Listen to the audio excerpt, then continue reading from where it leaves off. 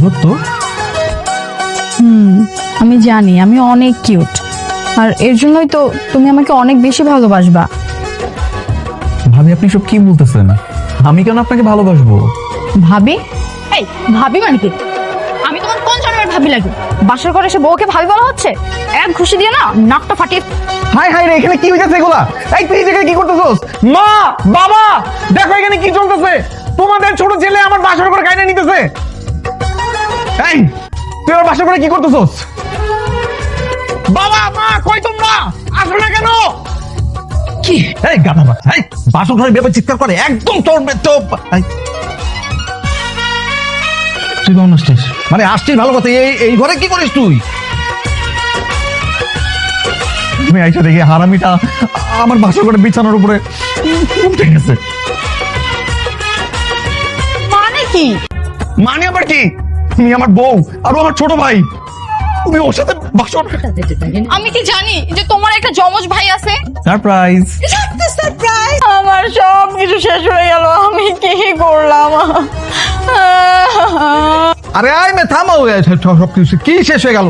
তোমার রায়ানের সাথে বিয়ে হয়েছে, রায়ান হচ্ছে তোমার হাজবেন্ড, আর তুমি হচ্ছে রায়ানের ওয়াইফ। টেনশন, তুমি তার একসঙ্গে দুজনকে বিয়ে করনি, এত টেনশন কিসের?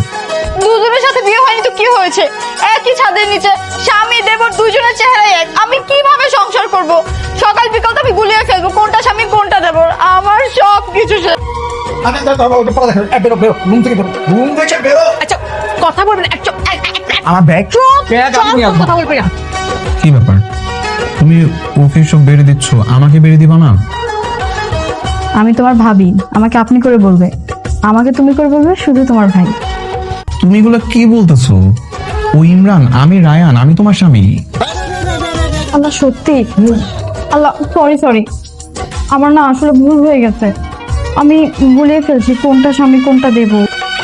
সাদা শার্ট কালো প্যান্ট, এখন তো সময় মজা নেওয়ার। এমন করতেছো কেন তুমি? আচ্ছা শোনো না, এখন থেকে রোজ অফিসে যাওয়ার আগে বা পরে আমাকে এরকম ঘুরতে নিয়ে বের হবা, কেমন? হ্যাঁ অবশ্যই, আমার যে কি শান্তি লাগতেছে। কেন? কেন আবার? নতুন বউ নিয়ে রিক্সায় চড়ে ঘুরতে বেরিয়েছি, ভালো লাগবে না? আমার অনেক ভালো লাগতেছে। ওই দেখো মানুষজন কেমন করে আমাদের দিকে তাকায় আছে। কি ভাই, আমাদের দুইজনকে একসাথে অনেক সুন্দর মানাইছে না? নতুন বউ আমার। আরে হইছে, থামো তো, এবার বললো না, আমার লজ্জা লাগতেছে। কি রে ইমরান, তুই আমার বউর সাথে রিক্সা কি করস? ভাবলাম সুন্দরী মেয়ে নিয়ে একটু ঘুরতে বের হই, একটু ঘুরে ঘুরে ভাবনি, এর জন্য আর কি। মানে তুমি ইমরান? জি ভাবি, আপনার দেবর।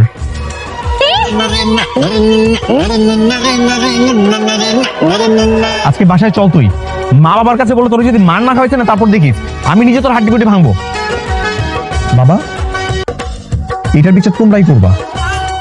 আমি সকালবেলা অফিসের জন্য বের হয়ে গেছি, আর তখন তোমার ছোট ছেলে আমার মতো করে অফিসিয়াল ড্রেস পরে আমার বউকে এসে বলতেছে অনেক অফিস করতে ভালো লাগে না, এটা বলে আমার বউকে নিয়ে রিক্সা করে ঘুরে বেড়াইছে। ওকে এটা কোনো কাজ করছে? কেন? বাবা, আমি তো মজা করছি, ভাবির সাথে একটু মজা করতে পারবো না? আমরা তো সম্পর্কে দেবর ভাবি নাকি? আর তার উপর আল্লাহ আমাদেরকে টুইন বানায় পাঠাইছে, একটু তো অ্যাডভান্টেজ নিতেই পারি। তো ভাবির নিয়ে একটু ঘুরে আসি, আর তো কিছু না। এতে কি এমন ক্ষতি হয়ে গেছে ভাবি বলেন তো? ক্ষতি না হোক, কিছু একটা হয়ে যেতেও তো পারতো। আমি যদি তোমাকে ভুল করে রায়নাকে কিছু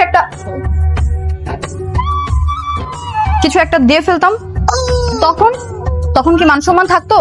আরে ভাবি, এমন কিছু হইতো না তো, তার আগে আমি একদম ব্রেক চেপে দিতাম। এই ওয়েট, আগে বলো তুমি রায়ান নাকি ইমরান? আরে কি বলতেছো তুমি? আমি রায়ান, তোমার হাজবেন্ড।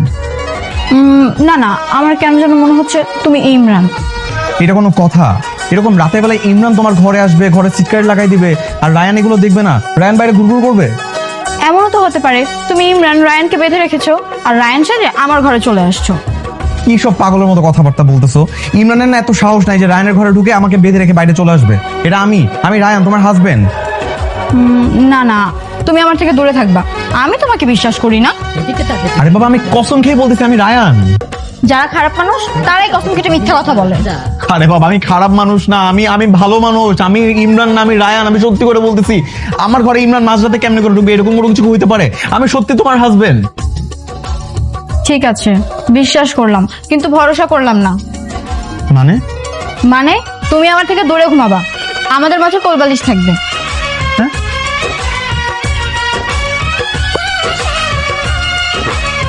এই বালিশ যেন এখান থেকে না সরলে তোমার খবর আছে।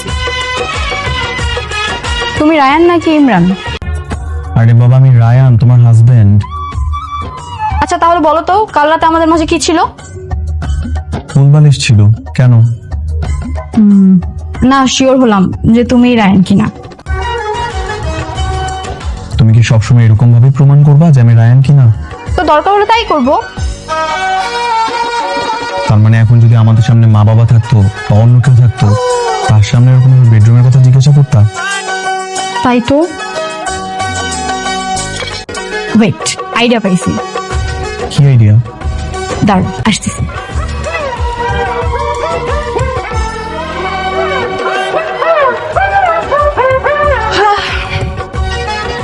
ধর, যা যা বলছি মনে আছে তো? বিশেষ করে শিং মাছ, যদি এটা ভুল হয় এখনই যেতে হবে? এক্ষুনি।